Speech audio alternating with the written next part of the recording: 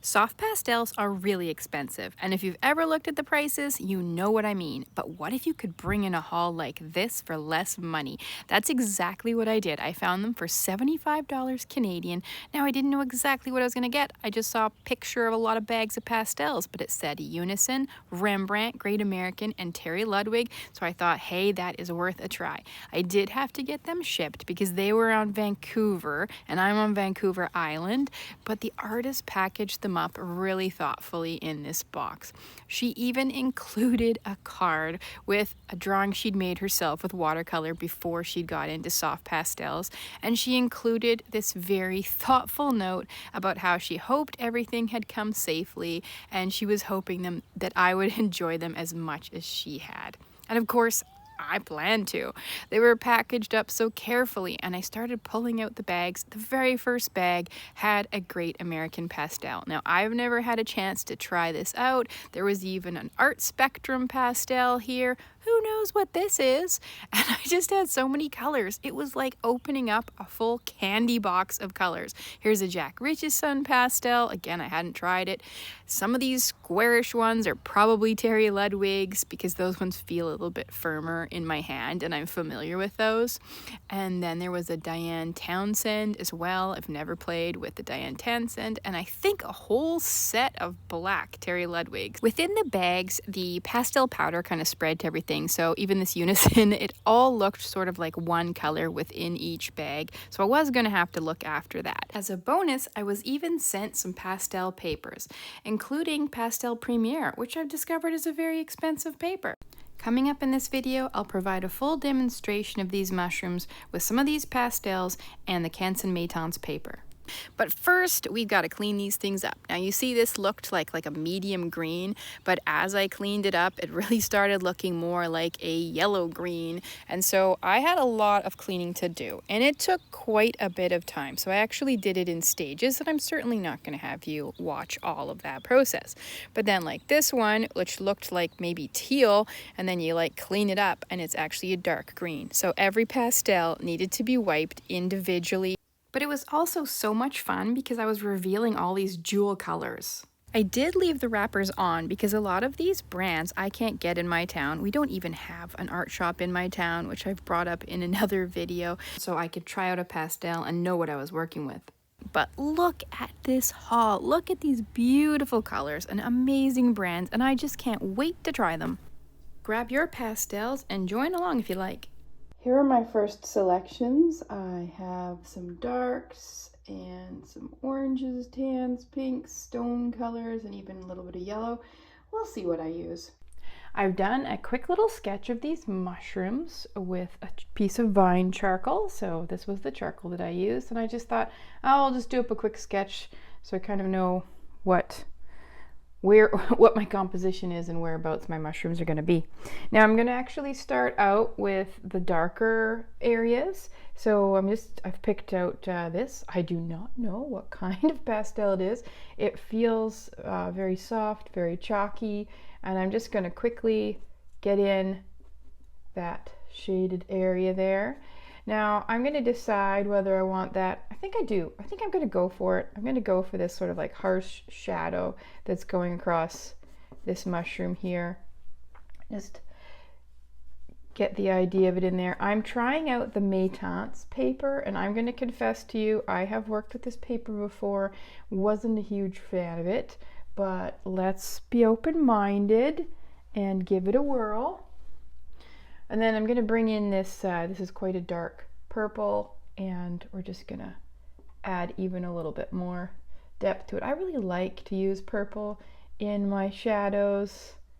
I think it gives, well, I don't know, a little more interest than just kind of saying to yourself, oh, that's gray. But we've actually used a brown and now a purple to come into our shadow area instead.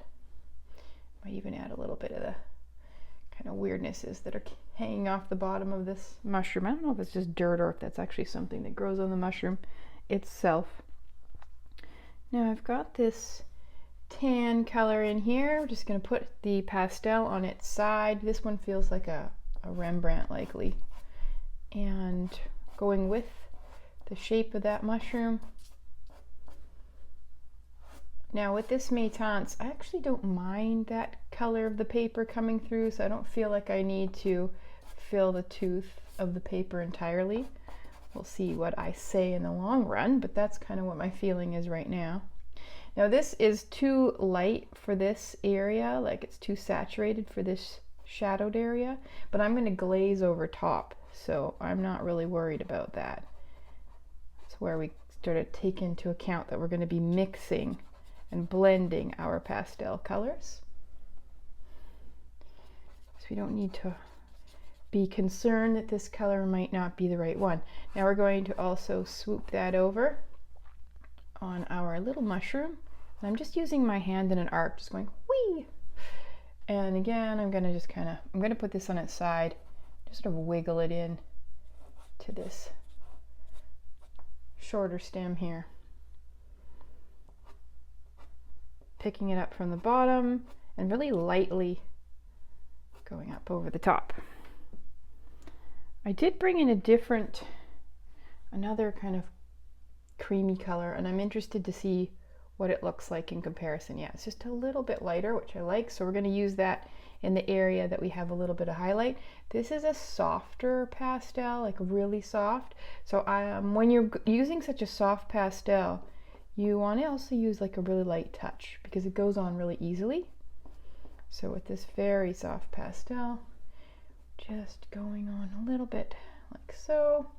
And then we're going to do that down here on the smaller mushroom as well.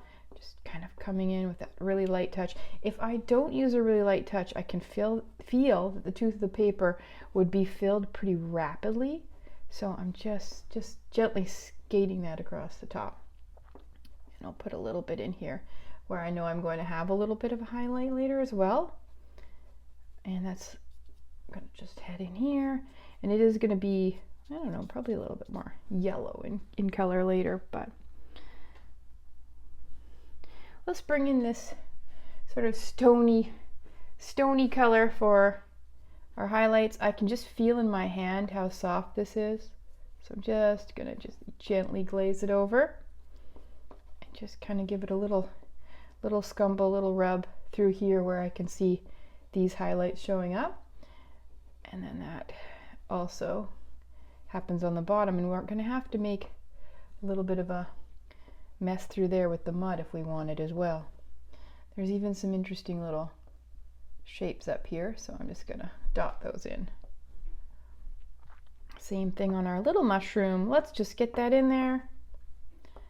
Just a little rub, little scumble, and a little tiny swoop over the top here where the sun is hitting.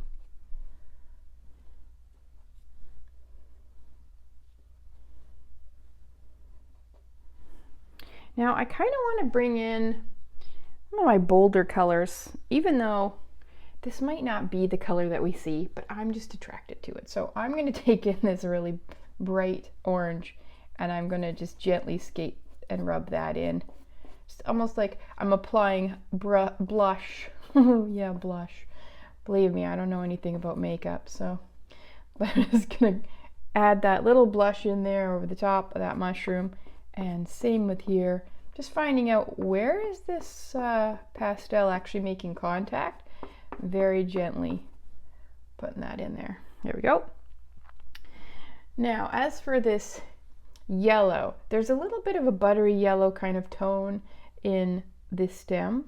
So let's just really carefully, I want to blend it in. I don't want it to go on strong. Like I'm not looking for a harsh yellow mark. So I'm just kind of carefully skating that over top.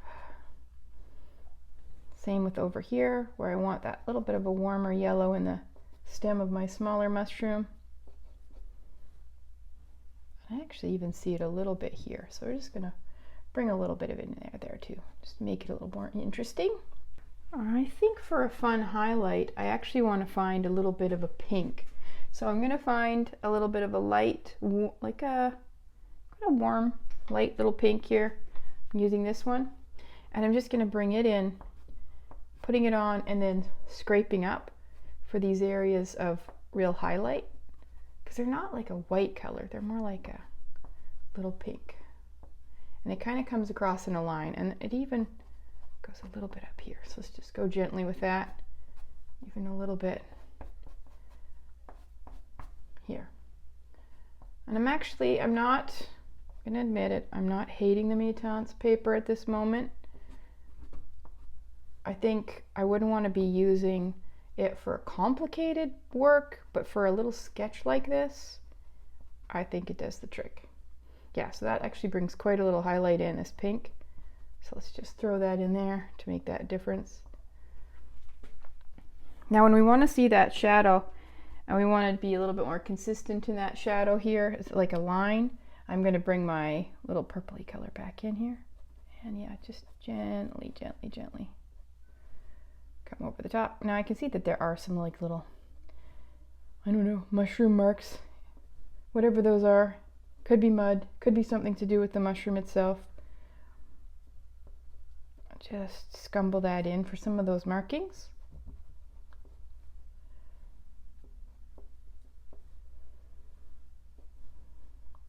Maybe even a little bit more on the bottom here.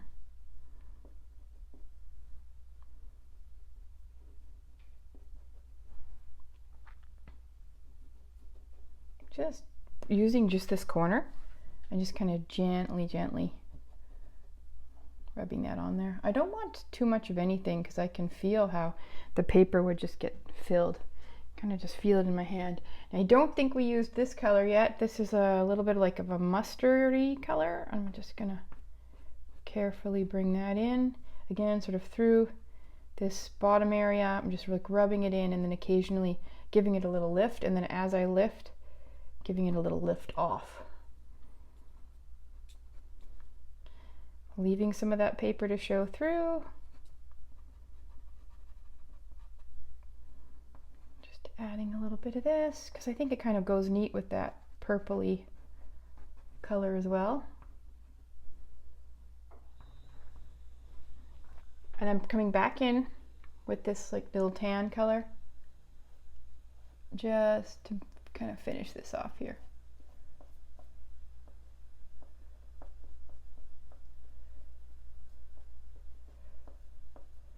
And it doesn't matter too much if we have a little bit of excess showing beyond the shape, like here where I put those little highlight marks, because I'm going a little bit painterly with this as well, right? So now we're going to stand back and I'm just going to see if there's anything that I would like to add to this.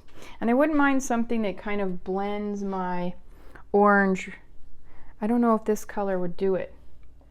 Coming back over, just dulling down my blush just a little. Yeah, that kind of did it. And I don't want to get too much into the areas where I did the highlight, because I still want those highlights, just like that. And now I think a little bit more highlight. So I'm going to come in with quite a light cream color here. I'm going to clean it off on my rag. And then just do these little rubs and little lifts. Little rub, little lift. Just to bring in that sheen that we have in the mushroom's cap.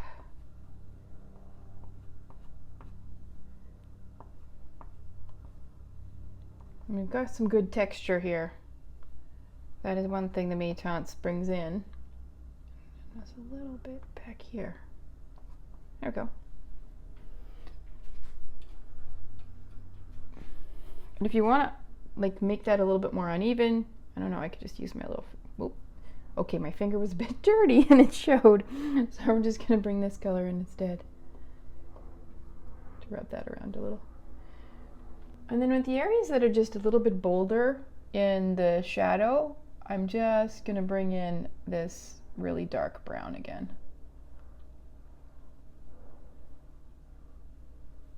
I'm using just the edge of it, so I'm actually using it more like a pencil, just to give a little bit more shadow here. Da, da, da. It's almost more like drawing with this one. I'm just using the corner and then drawing in like a little pencil. Add a little bit of texture down low.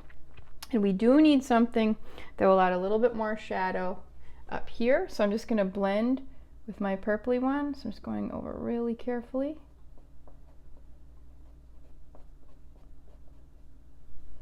Like so. Then we're just going to call that sketch done. You don't have to break the bank to get amazing art supplies, but you do need to be patient and be willing to look around. But used supplies can really get you fantastic results.